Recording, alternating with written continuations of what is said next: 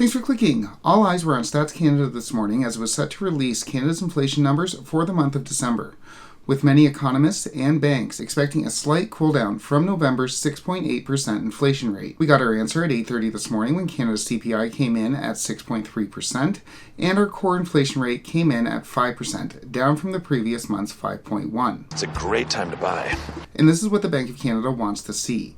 Not only a slowdown in our headline inflation rate, but also a slowdown in the core inflation rate, which strips out more volatile items like gas and food. And the news comes as the Bank of Canada has just released its business and consumer surveys, showing signs of not only a weakening economy, but inflation expectations which are getting marginally better. So what I want to do today is go over Canada's inflation numbers for the month of December, take a look at the Bank of Canada's business and consumer surveys and their implications for the future, and then discuss what to look for next. The Bank of Canada is set to make its interest rate announcement next week, and we'll obviously have an update out on that announcement on this channel. Click like and subscribe if you want to get those updates, but for now, let's get into this data.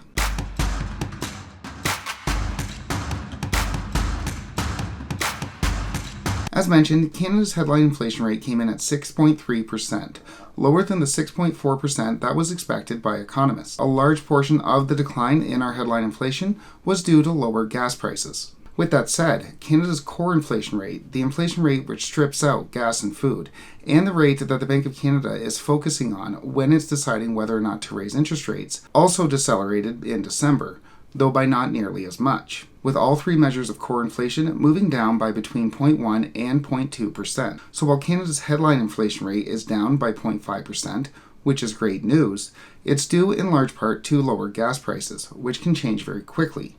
On the other hand, our core inflation rate is down by between 0.1% and 0.2%, depending on the measurement. But as good of news as it is that the core inflation rate is starting to decelerate, it's not the first time in the past year that that's happened.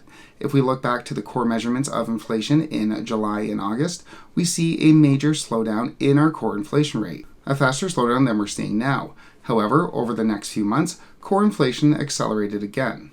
So, good news today, but tepid good news, marginal good news. We are moving in the right direction, but we've moved in the right direction before only to see that reversed. Now you slow your roll, Phil, okay?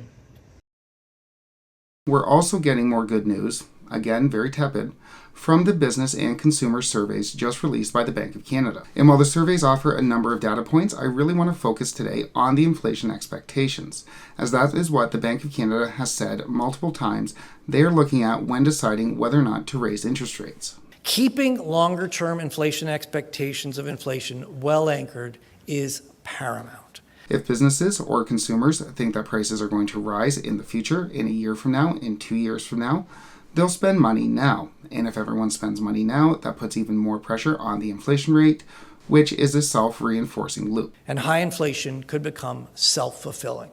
We can't let that happen. But the Business Outlook survey released by the Bank of Canada shows that business expectations are getting better. Marginally better, but better.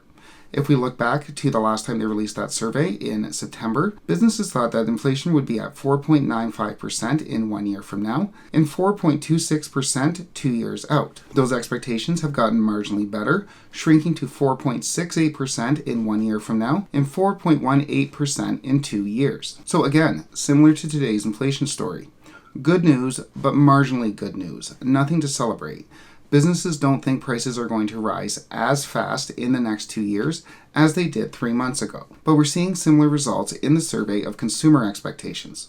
In the third quarter of 2022, Canadians thought that inflation would be sitting at 7.11% in 1 year, 5.22% in 2 years out, and 3.44% after 5 years' time. However, by the fourth quarter, although short-term expectations had increased with consumers thinking that inflation would be at 7.18% in 1 year, there's more hope for 2 years out, with expectations reducing to 5.14% after 2 years and 3.1% after 5 years' time. So, very, very marginal gains on the part of the Bank of Canada in reducing inflation expectations on the part of Canadians, but we're moving in the right direction, at least for now. I'll always help you. Come on. With that said, let's be clear, expectations are still much, much higher than they should be. If we look at the past 6 years, if we look at the years before the pandemic, we can see that inflation expectations under normal times rise and fall in and around 2 and 3%.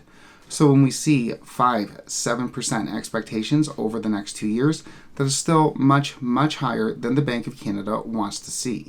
But the Bank of Canada will also no doubt be pleased by the survey's findings on household expenditures, with the survey finding that as credit conditions worsen and inflation goes up, households are postponing their purchases. Indeed, over the past few quarters, we've seen a major increase in Canadians opting to make purchases later and reduce spending due to higher interest rates and higher expected inflation. And this is exactly what the Bank of Canada wants to see. When they tighten credit conditions, when they make it harder to access money, people reduce their spending. It's also going to be what causes the impending recession, but that's also what the Bank of Canada wants to see. So, the story of the day, with Canada's inflation rate going down, with Canada's core inflation rate, the most important one, going down, with consumer inflationary expectations and business inflationary expectations reducing, marginally, but reducing.